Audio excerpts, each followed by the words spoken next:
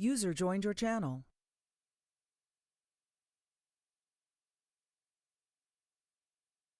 Disconnected.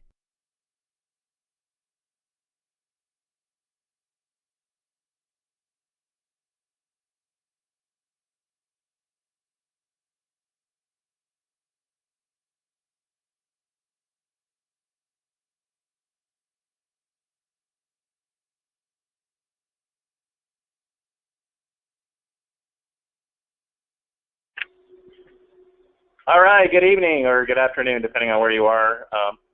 Thanks everybody for joining us. I'm going to do, this is Dwayne Williams with the CIS.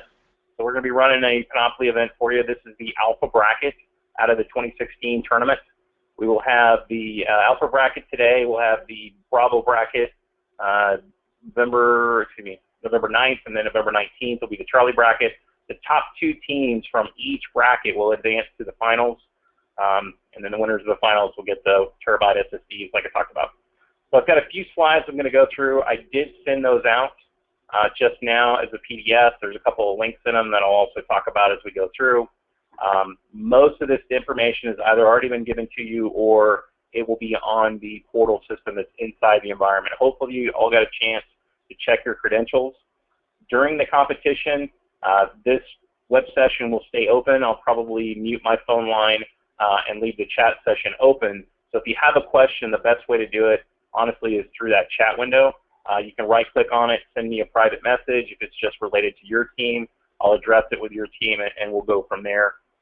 You can also send me an email, but email is probably going to be a little more delayed than the chat session would be, so please keep that in mind.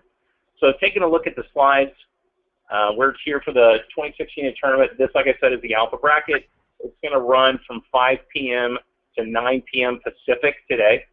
You have a set of open vPN credentials that each of your teams should have gotten. You should have gotten 4 sets per team.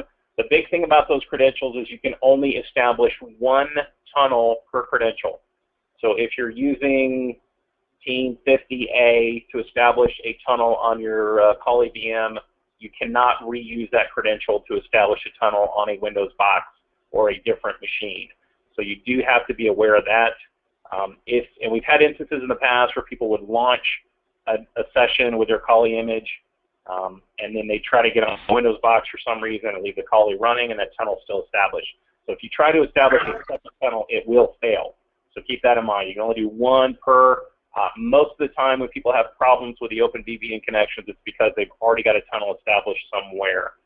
Occasionally you have to reboot an image, reboot your system to make sure the tunnel gets completely dropped. Usually not, but I haven't seen that happen as well. But that's the big thing. Remember, 1 connection per credential. Once you've dropped the connection, you can reestablish it on another machine, but that first session has to be dropped.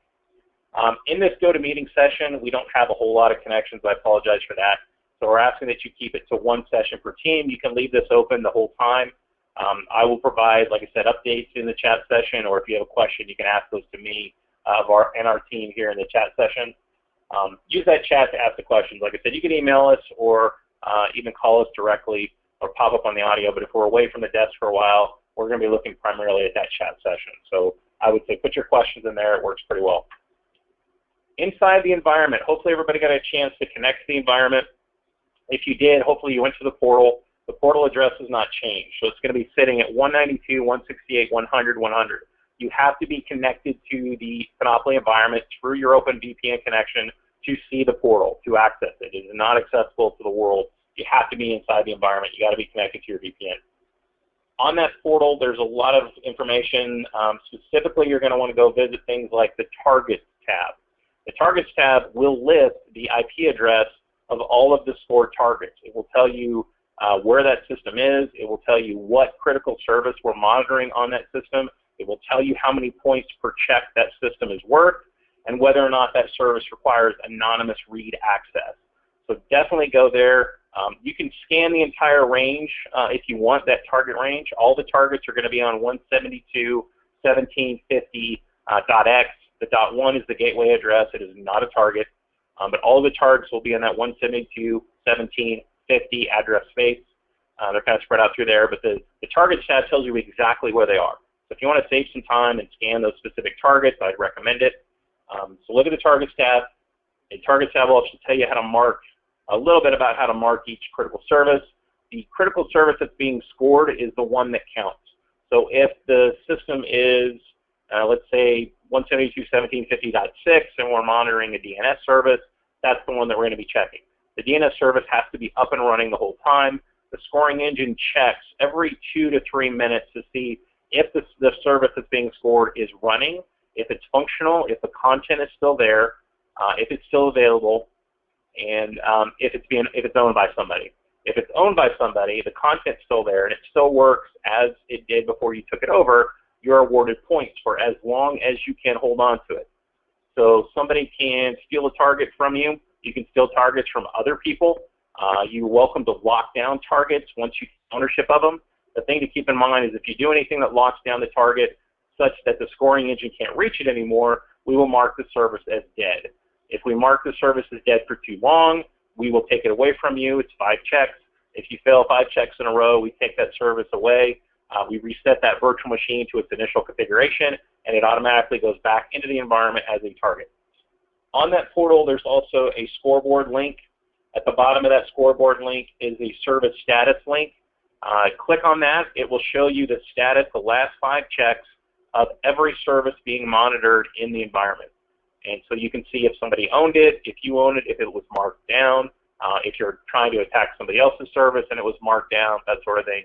You can use that particular image to see what the status was of every service that's being monitored and whether it was up or down.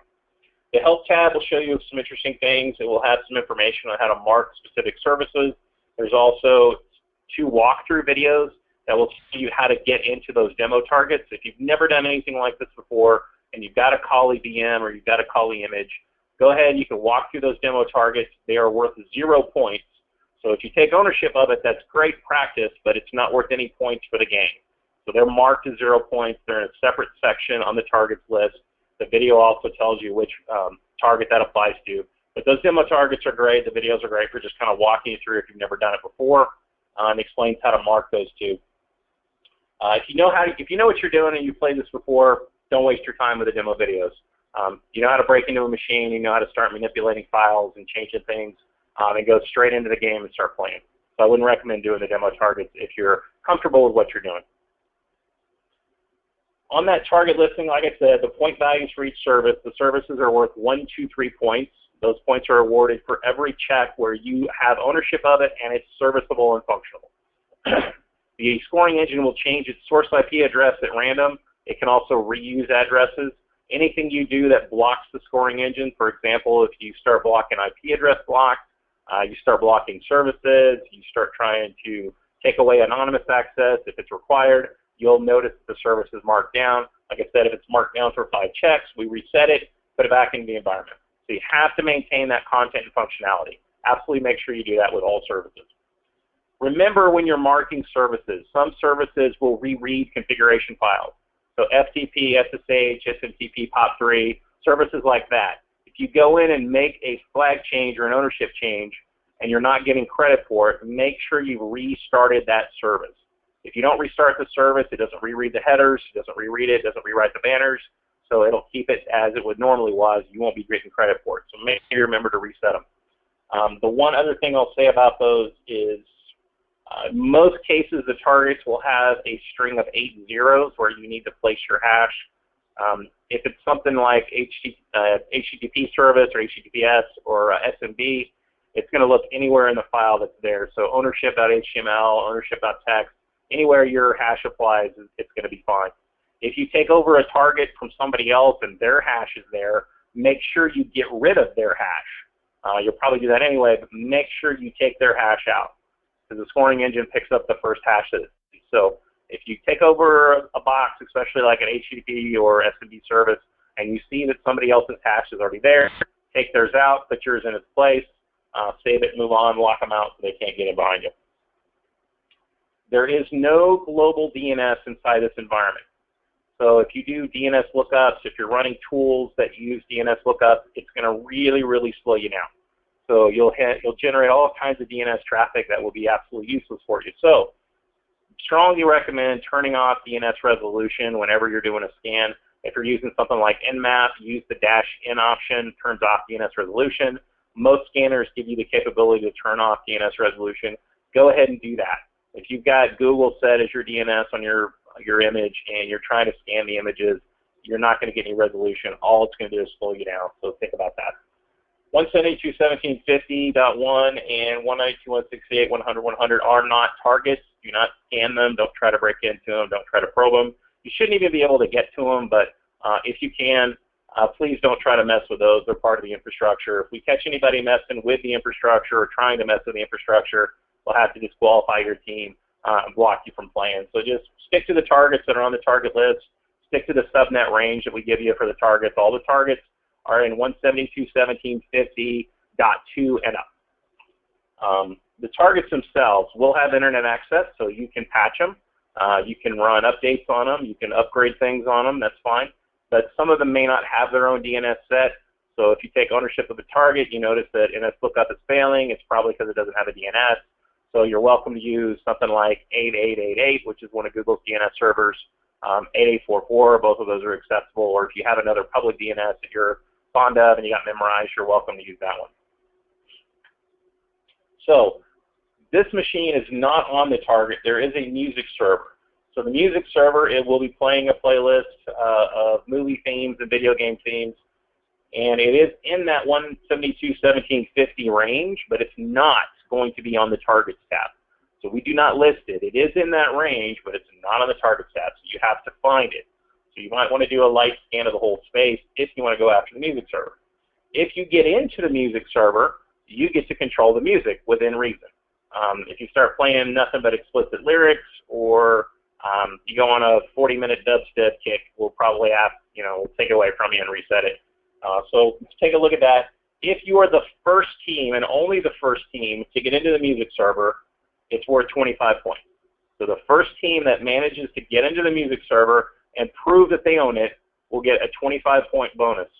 It's not a continuously scored service. It's a one-time bonus for that initial capture of that machine. If you do have ownership of it, go ahead and have it play We Are the Champions by Queen. Show your ownership by placing a file on the desktop of the virtual machine of that target with your team hash in it. You can call it whatever you want, but put it on the desktop. We'll have access to the desktop from our end. When I hear that music play, I'll go to the VM and check it, see who owns it, and then we'll go from there. So if you are the first team to get it, and only the first team, you get 25 points. Now, if you still want to go after it after somebody else owns it because you don't like the music they're playing and you want to be the DJ, that's cool, go for it. It's not worth any points to you after the first one. For the first time, we are going to be streaming. So we've got a Twitch channel. We've got a Twitch stream that will show the status lights from the scoring engine and the music from the music server. So if you go to that link, it's not live yet, but it will be live here in a couple seconds or right as we start the event. You'll be able to access that Twitch stream. It'll show you basically a red and a blue line on either side of two speakers. The two speakers are connected to the music server. They're going to be playing the audio through that Twitch stream of whatever the music server is playing. And then the blue and red lights are triggered whenever certain things happen. If the blue light goes off, that means one or more teams have acquired a service for the first time. So a team has gotten credit for owning a service for the very first time there, or that service was owned for the first time. Every time a service is owned for the first time, the blue light goes off. The red light means a team successfully stole the service from a competing team. So you could have the blue light go off, the red light go off, you can have both of them go off in that same check status. But every check round, which is every 2 to 3 minutes, if there's a status change on a service like that, you'll see those light cues will go off in the Twitch stream. And if you're listening to the audio, you'll be able to hear that as well. You will see the status changes as well on the scoreboard. If you look at the service status image that we talked about before, it'll show you which team stole what service or which team acquired which service. And on the portal, on that 192.168.100.100 address, there's also an events tab. The events tab is a one-line description of all the major activity that's occurred. So this team, got this service, this team stole this service. That'll all be on the events tab if you want to see the history of unique actions that have occurred. So a couple ways you can have visibility of what's going on. The main scoreboard is on the portal, like I said. We also have a public scoreboard, which is accessible outside the VPN. If you want to just pull the scoreboard up and leave it on an overhead screen or projector or whatever, you can do that. It won't take up one of your VPN connections. So you just point a browser to scoreboard.cyberpanoply.org. The timestamps on there are from Central Time. So please don't freak out if you look at it and think, oh my gosh, we've got 20 minutes left. So we are 2 hours ahead of you out in the Pacific time zone. So when you look at the timestamps on the portal or on the scoreboard, you're going to notice that's in Central Time. So keep that in mind. And I'll give you some cues, timing cues in the chat window, and I'll come on the audio channel here and let you know when we've got an hour left or 2 hours left, that sort of thing. No VPN has access is needed for that scoreboard, like I said. And the top 2 scores from this event will advance to the finals. The top 2 scores from the next 2 brackets from Bravo and Charlie bracket will also advance to the finals. And so that final round will have 6 teams in it, and we'll have some additional, we'll have different targets. We'll have some more physical targets connected to the space as well. Okay, that is the end of my official spiel. I'm available to ask questions. We've got about 15 minutes before the competition officially starts. Your credentials right now are still disabled. I'll bring them up about 5 minutes before start time so you can start establishing tunnels and make sure your activity works before we actually drop the flag. So between then and now, we've got about 10 minutes or so for questions. Does anybody have any questions they want to address at this time or anything they want to throw in the chat as a question?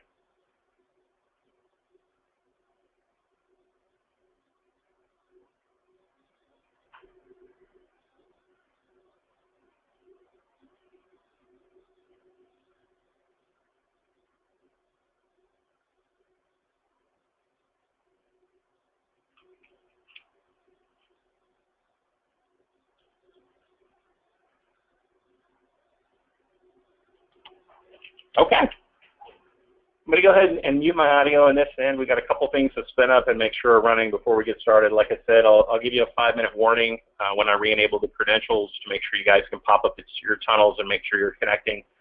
But until then, good luck. If you got anything in between questions, shoot it to the chat session inside this GoToMeeting, and we'll do our best to address it. Thanks very much.